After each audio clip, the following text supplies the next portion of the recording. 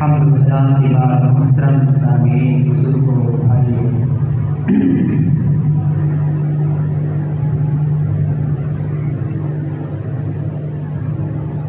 سیرت النبی کے حوالے سے مسلسل آپ کے سامنے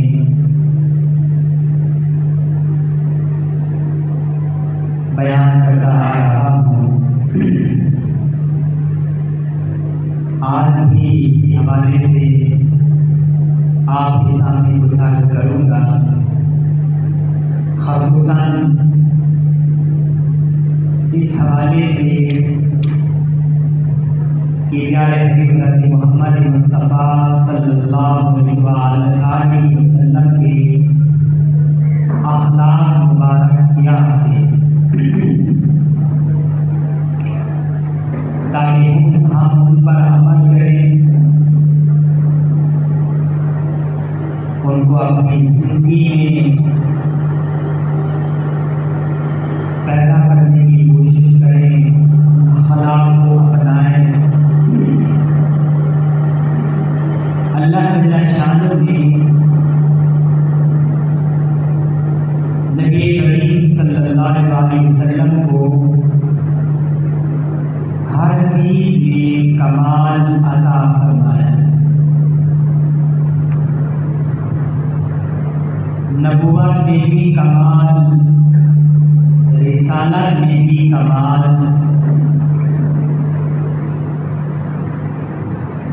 حتیٰ کہ حسن و جمال میں بھی اللہ نے آپ کو کمال عطا فرمایا، عقل میں، دانش میں، فراست میں، فہم میں، ہر چیز میں اللہ جل شانہ نے آپ کو کمال عطا فرمایا۔ روایات میں آتا ہے کہ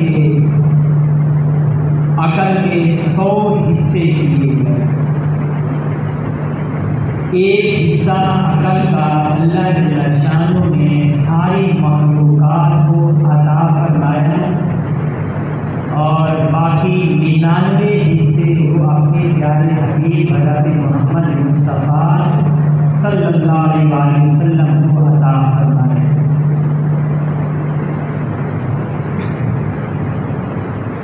اسی وجہ سے جب آپ تشریف لائے، بالکل مختصر ترین وقت میں بدترین لوگوں میں اس وقت جہالت انتہا کو پہنچی ہوئی تھی، مختصر ترین وقت میں برے معاشرے میں آپ نے ان لوگوں میں وہ اوصاف پیدا فرمائے کہ آج تک ان کی مثال دینا ناممکن ہے، بلکہ اس کی مثال اس بدترین معاشرے کو بہترین معاشرہ آپ نے بنایا ہے۔ یہ علامت ہے، دلیل ہے کہ آپ میں سب سے زیادہ عقل کے اعتبار سے،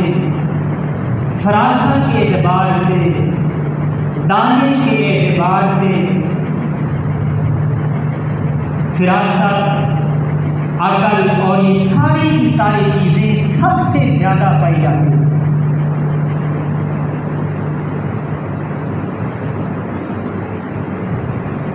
اور اللہ نے آپ کو جو اخلاق عطا فرمائے تھے وہ بھی کامل اخلاق، چونکہ عقل سب سے زیادہ تھی، سارے انسانوں سے زیادہ آپ کو عقل عطا فرمائی گئی، تو جس میں سب سے زیادہ عقل ہوتی ہے اس کے اخلاق بھی بہت زیادہ بلند ہوتے ہیں۔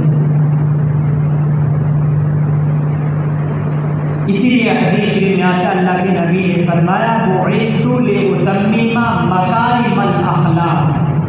اور ایک روایت میں الفاظ آتے ہیں بعثت لأتمم محاسن الاخلاق، کہ مجھے بھیجا گیا کہ میں اخلاق کے جتنے بھی طریقے ہیں، جتنے بھی اخلاق کے حصے ہیں، ان تمام اخلاق کو میں پورا کروں۔ امی عائشہ صدیقہ رضی اللہ تعالی عنہ فرماتی ہیں کانا احسن الناس خلقا، نبی کریم صلی اللہ علیہ وسلم لوگوں میں سب سے زیادہ اچھے اخلاق والے، کانا الین الناس، لوگوں میں سب سے زیادہ آپ نرم دل تھے، کان خلقہ القرآن، امی عائشہ صدیقہ رضی اللہ تعالی عنہ فرماتی ہیں کہ پورا کا پورا قرآن آپ کا خلق، گویا کہ آپ مجسمہ قرآن تھے۔ دوسرے لفظ میں یوں کہہ لیں کہ دو قرآن اللہ نے ہمیں عطا فرمایا، ایک خاموش قرآن جو دو گدوں کے درمیان میں ہے، جو مجلد جس کے ہم روزانہ تلاوت کیا کرتے ہیں الحمدللہ، اور دوسرا بولتا ہوا قرآن نبی کریم صلی اللہ علیہ وسلم۔ میں نے ایک جگہ پڑھا، سنا بھی ہے کہ اس میں کیا حکمت تھی کہ اللہ جل شانہ نے 40 سال کے جب آپ ہو گئے اس وقت آپ کو نبوت عطا فرمائی، حالانکہ پکورے میں بھی آپ کو نبوت دے سکتے تھے، جب بچہ پکورے میں جھولے لے رہا ہوتا ہے پہلے بھی آپ کو نبوت دی جا سکتی تھی،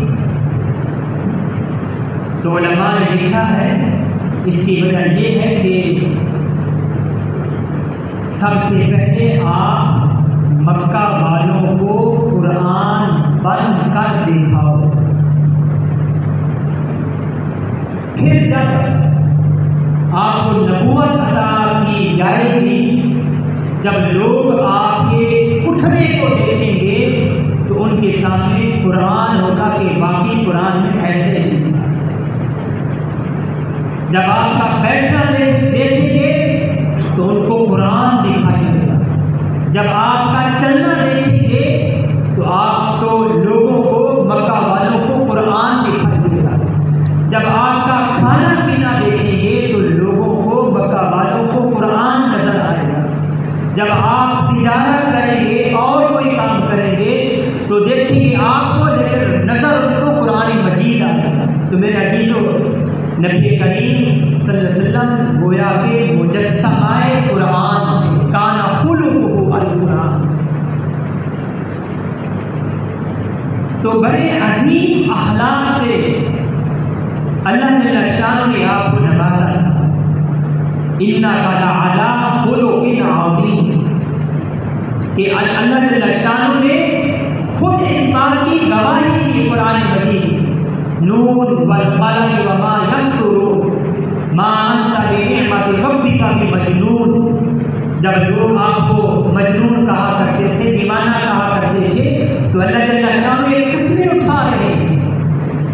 قسم ہے نون کی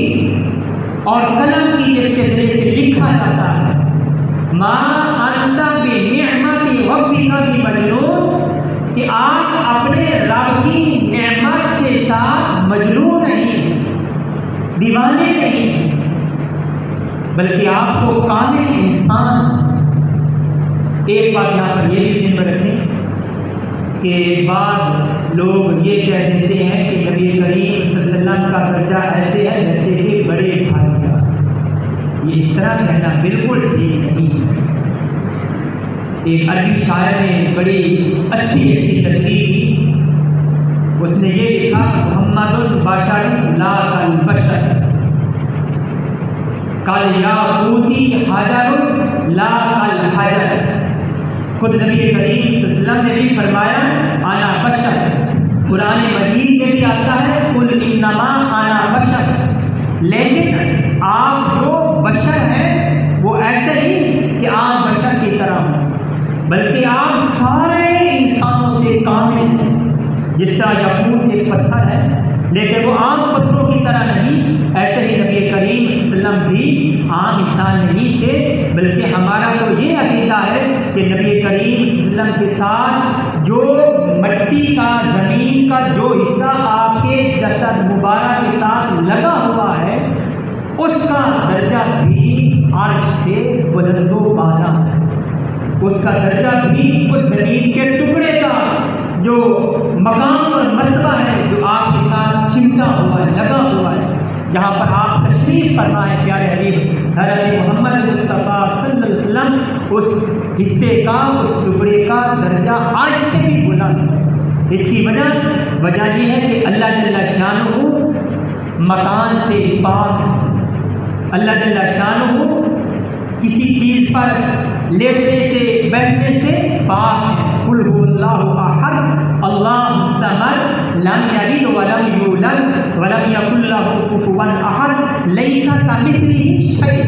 کہ اللہ کسی کی بھی مثال نہیں، نہ اللہ کی کوئی شے مثال ہو سکتی۔ تو چونکہ اللہ جل شانہ تمام چیزوں سے پاک صاف، کون و مکان سے، زمین آسمان سے، اللہ تعالیٰ کو ان کے اوپر وہ آرام فرمانے، جس طرح کہ نبی کریم صلی اللہ علیہ وسلم آرام فرمائے۔ تو اس لیے یہ کہہ دینا، بعض لوگ جو کہتے ہیں کہ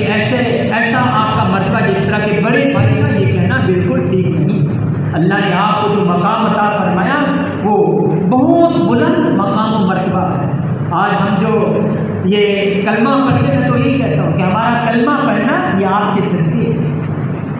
یہ سب کچھ آپ کے صدقے، یہ ہمیں یہ نصیب ہوگا، ہمیں عطا کیا گیا۔ تو اللہ نے ہمیں عظیم نبی عطا فرمایا، بلند و بالا اخلاق والے، عظیم اخلاق والے اللہ جل شان نے ہمیں نبی عطا فرمایا۔ تو بہرحال انک لعلی خلق عظیم، اللہ نے جو آپ کو اخلاق عطا فرمائے تھے وہ بہت بلند عظیم اخلاق، اس لیے ہمیں بھی چاہیے کہ ہم وہ اخلاق اپنے اندر پیدا کریں۔ نبی حضرت عائشہ صدیقہ رضی اللہ تعالی عنہ فرماتے ہیں لم یکن النبی صلی اللہ علیہ وسلم متفاحشا فاحشا ولا متفاحشا، کہ نبی کریم صلی اللہ علیہ وسلم نہ تو اپنی ذات کے اعتبار سے وہ غصہ کیا کرتے تھے اور نہ ہی دوسروں کے اعتبار سے کسی سے غصے ہوا کرتے تھے، کبھی بھی آپ کسی سے غصہ نہیں کیا کرتے تھے۔ اور آج ہم اپنے آپ کو دیکھیں، یہ مسلسل ہم بیانات سن رہے ہیں اور جگہ بھی محفلیں ہو رہی ہیں، رات بھی سنا عظیم الشان محفل کی، محفل میلاد النبی، تو یہ سیرت کی محفلیں ہو رہی ہیں، محفل میلاد النبی وہ منائی جا رہی ہیں، لیکن میرے عزیزوں اصل جو چیز ہے وہ یہ ہے کہ نبی کریم صلی اللہ علیہ وسلم کے جو اخلاق مبارک ہیں ان کو ہم اپنی زندگی میں لائیں۔ اب یہی کہ آپ غصہ نہیں کیا کرتے تھے، آپ میں علم سب سے زیادہ تھا، حوصلہ سب سے زیادہ آپ میں پایا جاتا تھا، کسی سے آپ انتقام نہیں لیا کرتے تھے، کسی کو آپ گالی نہیں دیا کرتے تھے، کسی سے لڑائی جھگڑا نہیں کیا کرتے تھے۔ حضرت انس رضی اللہ تعالیٰ عنہ 10 سال کے بچے تھے جب آپ کے پاس تشریف لائے، آپ کے خادم بنے، نبی کریم صلی اللہ علیہ وسلم کے پاس جب نبی کریم صلی اللہ علیہ وسلم اس دنیا سے تشریف لے گئے تو اس وقت ان کی عمر 20 سال کی تھی. تو انس رضی اللہ تعالیٰ عنہ فرماتے ہیں کہ میں نے 10 سال نبی کریم صلی اللہ علیہ وسلم کی خدمت کی، لیکن ان 10 سالوں میں ایک مرتبہ بھی نبی کریم صلی اللہ علیہ وسلم نے مجھے نہ تو مارا نہ برا بھلا کہا. حالانکہ کبھی اس طرح بھی ہوتا تھا کہ مجھے کوئی کام آپ فرماتے تھے، میں جاتا گلی میں کھیلنا شروع کر دیتا، بچوں کے ساتھ کھیلنا کودنا شروع کر دیتا اور وہ کام بھول جاتا. آپ جب باہر تشریف لاتے مجھے دیکھتے تو مجھے پکڑتے، لیکن مجھے مارا کبھی بھی نہیں اور نہ ہی مجھے برا بھلا کہا. یہ آپ کے اخلاق تھے، بچوں کے ساتھ ہمیشہ پیار اور محبت کے ساتھ پیش آتے تھے، کسی بات پر غصہ نہیں ہوا کرتے اور کسی ایک کو بھی آپ نے نہیں مارا. ما ضربک احد، کسی ایک کو بھی آپ نے نہیں مارا. ایک صحابی ہے اسلمی خاندان سے ان کا وہ تعلق ہے، وہ نئے مسلمان ہوئے تھے تو مدینہ منورہ میں جب تشریف لائے تو آگے نماز ہو رہی تھی، نماز میں شامل ہو گئے تو ان کو یا کسی اور کو چھینک آئے. اب سننا طریقہ یہ کہ جس کو چھینک آئے نماز سے باہر، نماز کے اندر نہیں، نماز سے باہر اگر چھینک آئے تو سننا طریقہ یہ ہے کہ وہ الحمدللہ کہے، اور سننے والا جس نے یہ سنا الحمدللہ کہنا، جس نے سنا وہ آگے جواب میں کہے گا یرحمک اللہ. تو اس کو چھینک آئی، اس صحابی کو یا کسی اور کو چھینک آئی تو انہوں نے کہہ دیا نماز کے اندر ہی کہہ دیا الحمدللہ. اب آس پاس دائیں بائیں کے صحابہ جو نماز میں تھے انہوں نے وہ اس کو ذرا وہ گھورنا شروع کر دیا، بول تو سکتے نہیں تھے، وہ نماز میں تھے. تو اب ان کو برا لگا، حتیٰ کہ نماز میں اس صحابی نے ان سے یہ کہا کہ تمہیں کیا ہو گیا، مجھے تم اس طرح کیوں گھور رہے. تو انہوں نے پھر اپنی یہ رانوں پر یوں وہ اپنے ہاتھ مارے تاکہ یہ خاموش ہو جائے، بول تو سکتے نہیں تھے. تو اس کو اور غصہ آیا. خیر جب نماز پوری ہوئی تو اللہ کے نبی نے ان کو بلایا. وہ صحابی فرماتے جو نئے مسلمان ہوئے تھے وہ خود فرماتے قسم اٹھا کر کہتے ہیں واللہ، اللہ کی قسم، ما ضربنی، کہ مجھے نبی کریم صلی اللہ علیہ وسلم نے مارا تک بھی نہیں اور نہ ہی مجھ سے غصے ہوئے. حالانکہ ہم میں سے اگر کوئی ہوتا تو پتہ نہیں کیا سے کیا ہو جاتا. جیسے آج چھوٹا سا بچے وہ شور کر دی تو ہم نماز کے بعد وہ ان سے وہ لڑنا شروع کر دیتے کہ یہ کیسے بچے ہیں نماز کے اندر بچے میں شور کر رہے ہیں. لیکن نبی کریم صلی اللہ علیہ وسلم کا عمل مبارک دیکھیے، آپ کا خلق مبارک دیکھیے. آپ نے اس کو بڑے پیار کے ساتھ سمجھایا اور آپ نے فرمایا کہ یہ نماز جو ہے انا ہذہ الصلاۃ، یہ نماز جو ہوتی ہے لا یصلح لشیء من کلام الناس، کہ اس میں کلام الناس یعنی لوگ جو آپس میں باتیں کیا کرتے ہیں، نماز سے باہر جو لوگ آپس میں باتیں کرتے ہیں، یہ نماز ان باتوں کی صلاحیت نہیں رکھتی. مطلب یہ ہے کہ نماز میں ایسی باتیں نہیں کہنی چاہیے. نماز تو یہ اللہ کا ذکر ہے، اس میں اللہ کا ذکر ہوتا ہے، قرآن مجید کی تلاوت ہوتی ہے. تو وہ صحابی فرماتے کہ نہ تو مجھے نبی نے مارا اور نہ ہی مجھ سے غصے ہوئے، بلکہ مجھے بڑے پیار کے ساتھ اور اچھے اخلاق کے ساتھ مجھے یوں سمجھایا. تو میرے عزیزوں، یہ ہمارے پیارے حضرت محمد مصطفیٰ صلی اللہ علیہ وسلم کے اخلاق مبارک ہیں. اب دیکھیے ایک درخت جو ہوتا ہے وہ اپنے پھل کے ساتھ پہچانا جاتا ہے. تو نبی کریم صلی اللہ علیہ وسلم کے جو اخلاق جو تھے وہ آپ اپنے اخلاق سے پہچانے جاتے ہیں، اور پھر آپ نے یہی چیز آگے اپنے اصحاب میں منتقل فرمائی. صحابہ کی زندگیوں کو دیکھ لیجیے کہ ان میں کس طرح کا وہ کیسے اخلاق پائے جاتے تھے. تو میرے عزیزوں، ہمیں بھی چاہیے کہ یہ سیرت جو ہے اس کا اصل جو مقصد ہے وہ یہ ہے کہ ہم نبی کریم صلی اللہ علیہ وسلم کے مبارک اخلاق اپنے اندر پیدا کریں،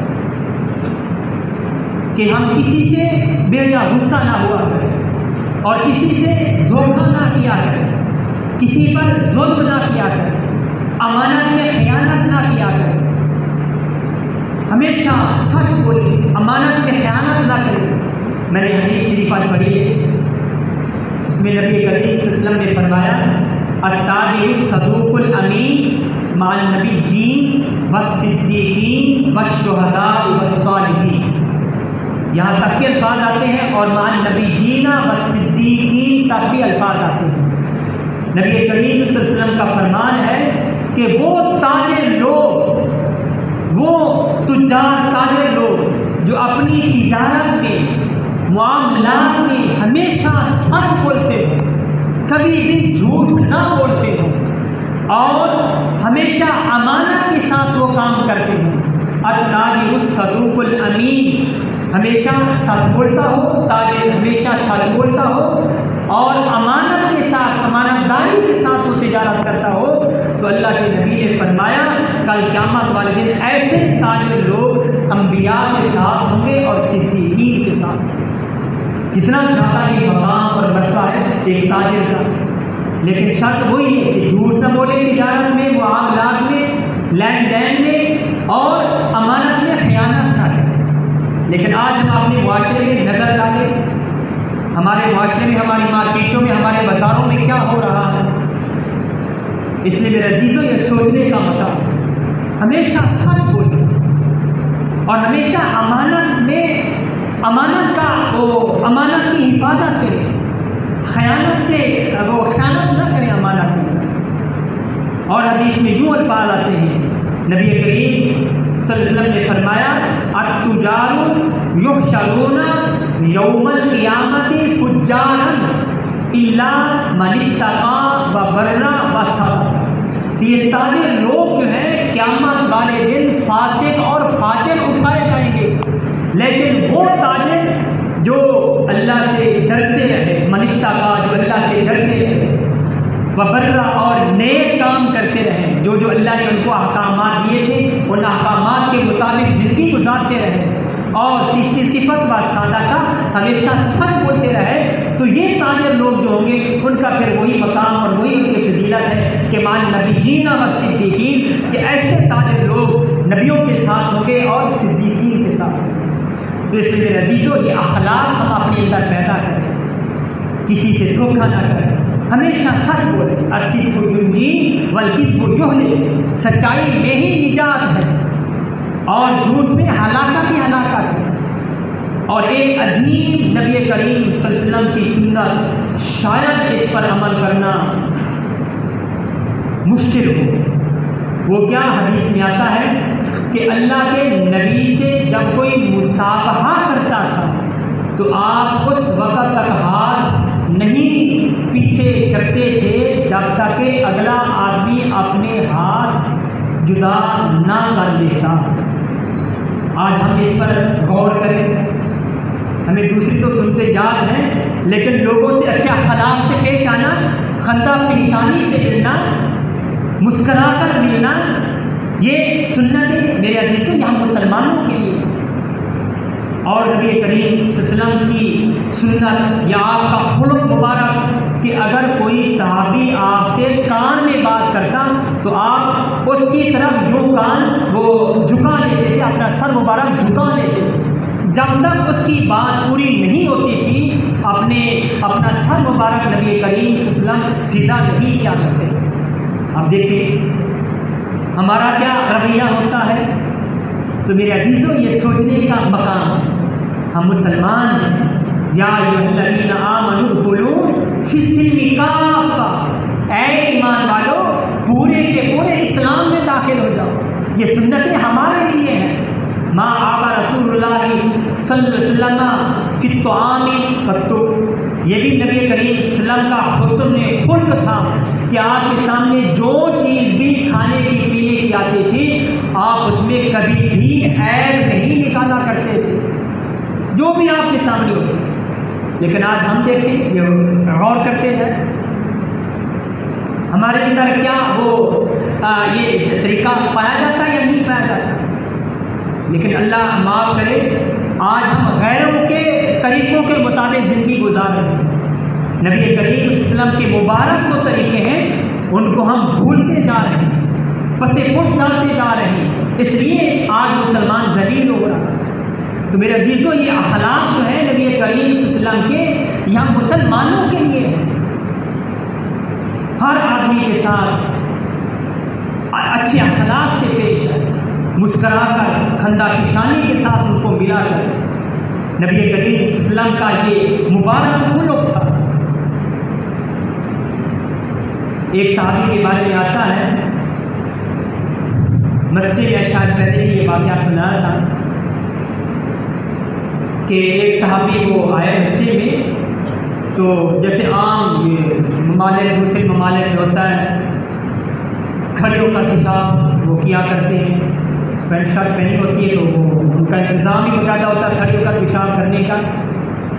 حالانکہ نبی کریم صلی اللہ علیہ وسلم کی مبارک سنت یہ ہے کہ بیٹھ کر پیشاب کیا جائے۔ تو ایک صحابی آئے، بدو دیہات سے آئے تھے، تو انہوں نے آ کر وہ کھڑے ہو کر پیشاب کر دیا۔ ان کو معلوم نہیں تھا، علم نہیں تھا۔ صحابہ کرام اس کو روکنے کے لیے جب اٹھے تو آپ نے ان کو منع فرما دیا۔ آپ نے فرمایا لا تظلموا، اس کو مت روکو، اس کو پیشاب کرنے۔ جب اس نے پیشاب کر لیا مسجد میں، کوئی عام جگہ بھی نہیں، اور مسجد بھی مسجد نبوی، آپ اندازہ لگائیں جہاں پر ایک نماز کا ثواب 50,000 نماز پڑھنے کے برابر ثواب ملتا ہے۔ مسجد نبوی میں یہ واقعہ پیش آ رہا ہے۔ تو آپ نے صحابہ کو فرمایا کہ اس کو مت روکو، اس کو تکلیف ہوگی، اگر پیشاب کرنے کے دوران اس کو روکو گے تو اس کو تکلیف ہوگی۔ کیا آپ اندازہ لگائیں کہ کتنی زیادہ آپ کے دل میں رحمت اور رافت اور نرمی ہے۔ وما ارسلناک الا رحمۃ للعالمین۔ جب اس نے پیشاب کر لیا تو اس کے بعد صحابہ سے فرمایا کہ اب یہاں پر پانی بہا دو، صاف کر دو، اور پھر صحابی کو سمجھایا کہ میرے بھائی یہ مساجد تو ہیں، ان المساجد بنیت لذکر اللہ و تلاوت القرآن، کہ یہ مساجد اللہ کے ذکر کے لیے ہیں، تلاوت قرآن کے لیے ہیں، اس کام کے لیے نہیں ہے۔ تو اللہ کے نبی نے اس پر نہ تو کوئی غصہ کیا اور نہ ان کو ڈانٹا اور نہ ان کو مارا۔ آج ہم میں سے کوئی ہوتا تو اللہ ہی حافظ ہے، اس کی خیر نہ ہوتی۔ تو میرے عزیزوں، یہ ہمارے لیے اخلاق ہے۔ میں نے پڑھا ہے فتحت المدینہ بالاخلاق، یہ مدینہ جو فتح ہوا یہ آپ کے یہ مکہ مکرمہ جو فتح ہوا یہ آپ کے اخلاق سے فتح ہوا۔ آپ کے اخلاق کو دیکھ کر فتح مکہ کے موقع پر جب یہ مکہ مکرمہ فتح ہوا تھا، اب آپ کی مکمل وہ گویا کہ طاقت تھی، آپ ان کو سزا بھی دے سکتے تھے دشمنوں کو، کفار کو، لیکن قربان گئے۔ آپ نے فرمایا کہ نہیں، میں کسی پر وہ ظلم نہیں کروں گا، کسی کے ساتھ زیادتی نہیں کروں گا، بلکہ آپ نے سب کو معاف فرما دیا تھا۔ جب آپ کے اخلاق کو دیکھا تو سارے کے سارے اسلام میں داخل ہو گئے۔ میرے عزیزوں، یہ ہمارے لیے اخلاق ہیں۔ ایک صحابی آئے، وقت ہو گیا ہے، تو بہرحال ہمیں چاہیے کہ نبی کریم صلی اللہ علیہ وسلم کے مبارک اخلاق اپنے اندر پیدا کریں، آپ کی سنتوں کے مطابق ہم زندگی گزاریں، ہر مسلمان کے ساتھ بلکہ ہر انسان کے ساتھ اچھے اخلاق سے پیش آئیں، پیار محبت کے ساتھ پیش آئیں۔ اللہ تعالیٰ شان اور سمجھنے کی توفیق۔